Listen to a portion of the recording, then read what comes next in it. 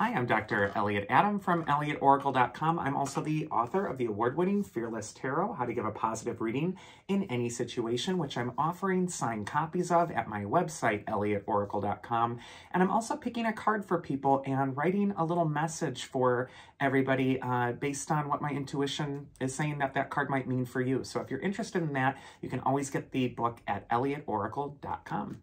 It's time for this week's Oracle Reveal. So earlier today on Instagram, I placed up a photo of 3 different animals, and I asked you to use your intuition and ask yourself which animal's calling to you, because that animal has your message. And the animals were the mouse, the antelope, and the squirrel.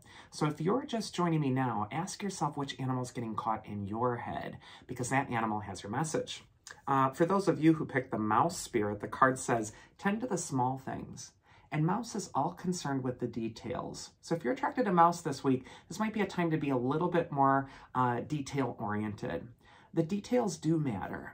And, you know, I personally sometimes struggled with detail work. You know, it wasn't until later that I developed that skill in myself, but I resisted it because I was a big picture person. I didn't have time for all that small stuff. But the mouse really does show that those details do matter. And I just think that if you're attracted to this animal this week, go the extra effort. Go over your work again. Pay attention to what you're doing, and being more intentional and more focused on the details can be really helpful. The first card for mouse is where it's best to place your focus this next week. We actually get the 8 of Swords. And sometimes this card represents a fear, something that's binding us up. Maybe it's attached to something that you're trying to produce or work on or accomplish. Maybe it's also a feeling of being overwhelmed by details. But the 8 of Swords shows a woman who feels powerless. She's tied up on the card, and she's flanked by these sharp swords. Now, tarot is a collection of symbols, and even though this symbol looks frightening and scary, and it does reflect a difficult emotion, we always have a choice on how we're going to interpret it, and also whether we're going to look at it through a lens of fear or through personal empowerment. And if we look closely at her, she's wearing the ropes, or, you know, the ropes are holding her, but she's inches away from those swords. She could just rub those bindings against them and be free. So this is a time to free yourself if you're attracted to mouse. You might be overwhelmed by the amount that you have to do or all that's before you.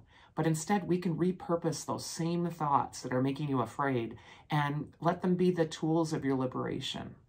The advice from your inner wisdom, if you pick the mouse, is actually the Queen of Pentacles. And she's in her garden. She's focused on the coin in her lap, and she's smiling at it. She's really happy with what she's producing. And the coin, the pentacle, it represents what she's manifesting, what she's bringing into being. And her garden isn't in full bloom. It's still blooming. It's still on its way. And there's always that little rabbit that goes with the Queen of Pentacles in the corner of the card. And rabbits can represent fear, anxiety, nervous energy, a lot of what's being reflected here. And look at how the Queen of Pentacles is not focusing on the rabbit. She is instead returning her focus to the coin in her lap and to what she's going to do, what she's producing. And so I feel for mouse that it's time to stay focused on the work and know that you can accomplish it. Maybe the details will help you, especially with this process. But also with that little rabbit, you want to let your anxiety kind of be tuned out, almost like it's coming from down the hall in the 4th door that's closed. You can hear it through the door, you know it's there, but you're not maybe making it the center of your attention or putting it on the soapbox. And then finally, the mythic archetype that's going to help you is Psyche. Her card says Soul Awakening. And what Psyche could tell you to do is reframe what your challenge is in the context of your spirit and look at it through that lens. Psyche is also the goddess of your breath. The ancient Greeks believed that your soul entered your body with the first breath you take. And so this might be a time to focus on your breath and your breathing and use that to kind of keep your nerves calm. But I think if you do pay attention to the small things and really do that detailed work, things are going to turn out for you. The second animal is the antelope spirit. And this card said, life is speeding up. And so if you're attracted to antelope this next week, this could be a time where things are going to speed up. There's a lot of action. There's a lot of movement. And you might have to respond to things on a dime. So I just feel for you, if you're attracted to this card, you want to just keep up with events as much as you can, but also know that you need to take responsibility for what's in front of you. And, you know, responsibility is nothing more than the ability to respond to the situation that's in front of you. So this is a time to believe in yourself and also keep up with the momentum of where things are flowing. First card for Antelope is where it's best to place your focus. And we get the wise High Priestess. And she's telling you to return your attention to your inner wisdom, your inner knowing. The High Priestess transcends our fears. She's seated before that vast ocean that's covered by that little veil. And the veil has pomegranate fruit on it, which is the fruit of the underworld. And that can represent our fear of change, endings, transformation. But the High Priestess guards this gate, and she challenges you to pull back the veil of your own fears of change and reconnect with that vast ocean behind her, which is a symbol for the lifetimes upon lifetimes of wisdom she has returning to this planet. And this could be a time when you're really getting attracted to your own inner mystery, and when you're also tuning into the little quiet whisper of the High Priestess in your own ear. And if you do connect with that deeper part of yourself, you really will transcend the challenge. The next card is advice from your inner wisdom, and we get the Lover's card. Lovers can indicate that love is around you. They can also indicate that you're going to accomplish things most successfully when you work in partnerships with others. And the advice from your inner wisdom is to connect, to share, and also to transcend. Always on the Lover's card, we got that angel, and angels in the tarot are always messengers from your higher self.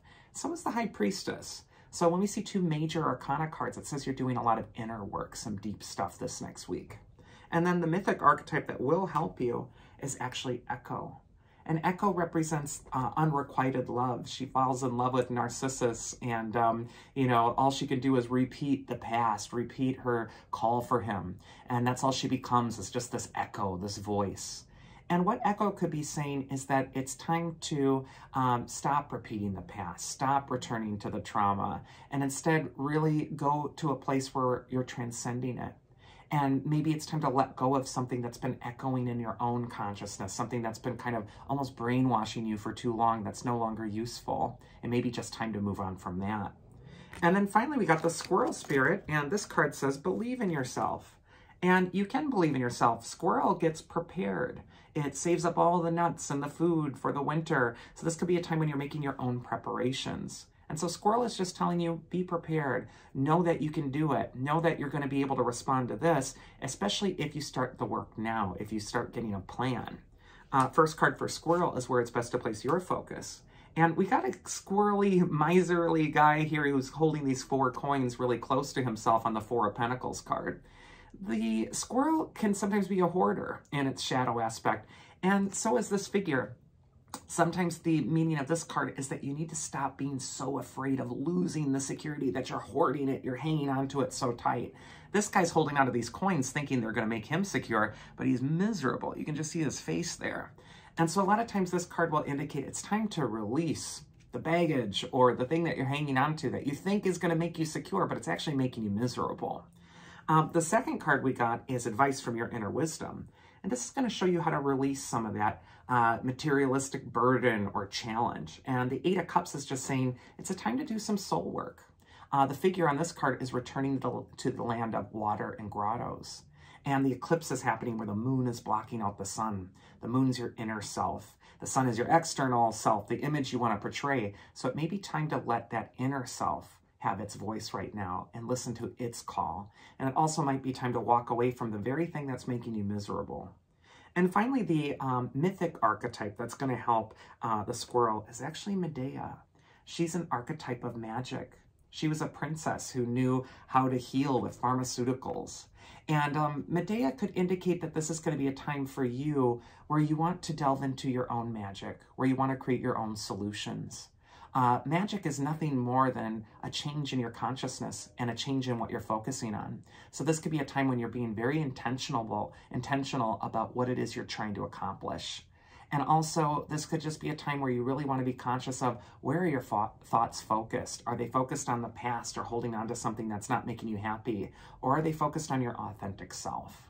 And that's this week's Oracle. I do hope you enjoyed it. If you did, you can always get a one-on-one reading with me and schedule that at elliotoracle.com.